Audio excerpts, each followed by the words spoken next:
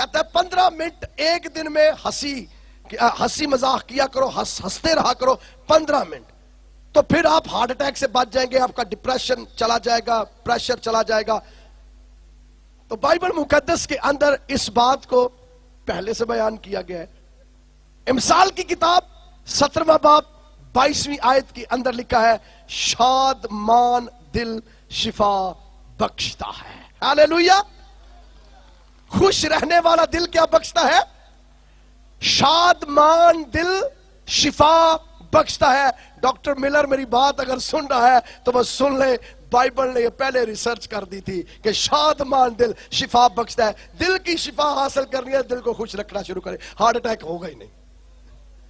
Doctor آج یہ کہہ رہے ہیں جی اس کو خوش رکھے، ہارٹ اٹیک ہو رہا ہے، لیکن بائبل یہ کہہ رہی ہے کہ شادمان دل شفا بخشتا ہے، لیکن افسردہ دلی ہڈیوں کو خشک کر دیتی ہے۔ سو بائبل میں جدید میڈیسن یا میڈیکل کے شعبے کو پروف کیا ہے کہ یہ سارا کا سارا بائبل مقدس میں سے ہے۔ اتنا وقت نہیں کہ میں بہت کچھ میڈیسن کے مطابق بیان کر سکوں یا میڈیکل کے شعبے میں سے بیان کر سکوں، لیکن آخری بات میں کر کے ختم کرنا چاہتا ہوں۔ آج اس بات کو بڑے غور سے سنیے، اور اب جو میں بات کر رہا ہوں یہ میں سائنٹیفکلی کر رہا ہوں، اس کو یوں کر کے کوئی تھیولوجیکل دعویٰ نہ بنا لیجیے گا میرے پہ کہ جی یہ بات بھائی صاحب نے کہہ دی ہے، یہ سائنٹیفکل بات ہے، اس کو غور سے سنیے۔ آج سائنس یہ دعویٰ کر رہی ہے کہ جی ہم جب اوپر گئے ہیں سپیس پہ تو ہم فضا میں سپیس میں زندگی کے آثار ڈھونڈ رہے ہیں، اور یہ سائنسدان ریسرچ کر رہے ہیں، اور وہ کہتے ہیں کہ آثار کب نظر آئیں گے؟ جب ہمیں کسی جگہ پر پانی مل جائے گا۔ ایسا ہی ہے جی، وہ کہتے ہیں پانی کہیں نہ کہیں ہوگا تو وہاں پر ضرور زندگی ہوگی، اور جہاں پانی مل جائے گا وہاں زندگی بھی ہمیں مل جائے گی۔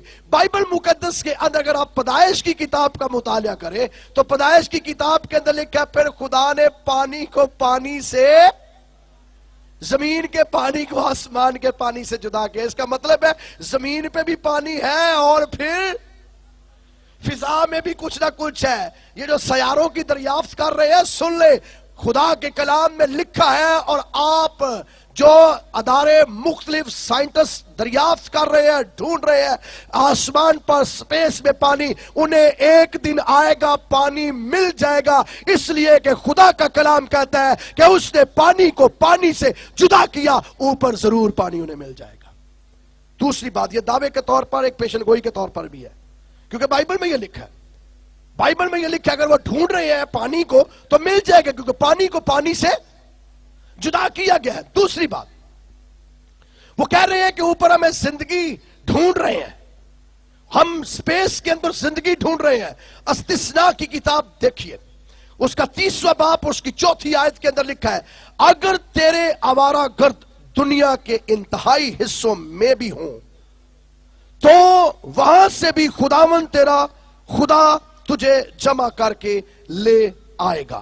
خدا اسرائیل کے ساتھ کلام کر رہا ہے کہ آوارہ گرد دنیا کے انتہائی حصوں میں، لفظ دنیا کے لیے عبرانی زبان کے اندر جو لفظ استعمال ہوا ہے اور اس کا جو ترجمہ ہے، دنیا کا ترجمہ یہاں پر آسمان ہے۔ تو یہاں ہم یوں کہیں گے کہ اگر آسمان کے انتہائی حصوں میں بھی کوئی ہو تو خدا اسے بھی وہاں سے لے آئے گا اور جانتا ہوگا۔ اس کا مطلب ہے اس دنیا کے علاوہ بھی کوئی دنیا ہے، اس دنیا کے علاوہ بھی کوئی مخلوقات ہوں گی، اس دنیا کے علاوہ بھی کوئی نہ کوئی اور سپیس کے اندر مخلوق ہوگی۔ اور آگے یسایہ کی کتاب میں لکھا ہے 24ویں باب کی 21ویں آیت میں، اور اس وقت یوں ہوگا کہ خداوند آسمانی لشکر کو آسمان پر اور زمین کے بادشاہوں کو زمین پر سزا دے گا۔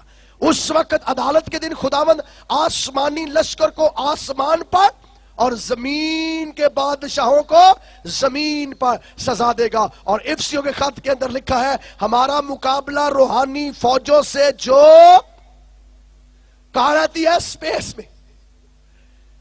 آسمانی مقاموں کی بات ہو رہی ہے، سپیس کی بات ہو رہی ہے، جو کہاں رہتی ہے؟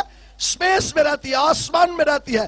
اس کا مطلب یہ ہے کہ مخلوق سائنسدان فضا میں، سپیس میں ڈھونڈ رہے ہیں، اور ایک وقت آئے گا اگر انہیں مخلوق مل رہی ہے تو وہ بائبل کے مطابق ہے، بائبل کے اندر لکھا ہے، اوپر پانی بھی ہے، اوپر سپیس کے اندر مخلوق بھی ہے، لیکن انسان نہیں ہے۔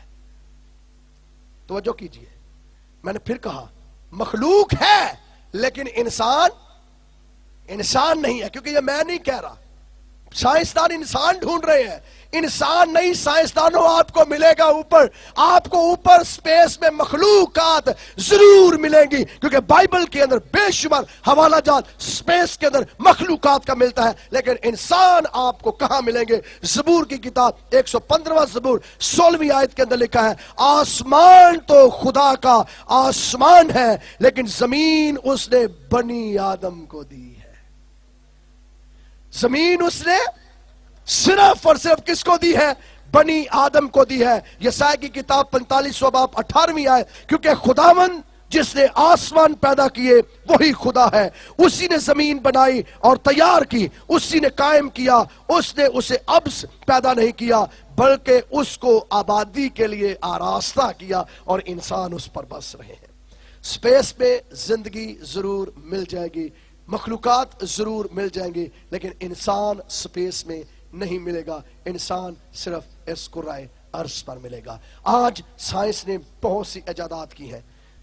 रेडियो बाइबल के मुताबिक आया है, जितनी इलेक्ट्रॉनिक चीजें आई हैं, जितनी आपको कॉर्डलेस चीजें नजर आ रही है, वायरलेस नजर आ रही है, फोन नजर आ रहे हैं, सारे का जिक्र बाइबल मुकद्दस के अंदर पहले से मौजूद है, और बाइबल मुकद्दस ने हजारों साल पहले ये बयान कर दिया था। और साइंस आज अगर कोई नई इजाद करती है ना, हर नई इजाद हर रोज ये कहती है कि बाइबल मुकद्दस खुदा का, हर नई इजाद आज ये कहती है कि बाइबल मुकद्दस खुदा का कलाम, बाइबल मुकद्दस खुदा का इल्हाम है। और मैं आज ये कहता हूं कि जितने इस पर इतराज करने वाले हैं और साइंसी नुक्ताओं को सामने रख के साइंसी तजादात पेश करने वाले हैं, वो सुन ले और कान खोल कर सुन ले। हर साइंसदान जब अपनी इजाद करता है, हर साइंसदान जब अपना तजर्बा करता है, या पहले इस बाइबल को पढ़ता और फिर तजर्बा करता है, या तजर्बा करने के बाद इस बाइबल के मुताबिक मान लेता है कि यह बाइबल खुदा का कलाम है।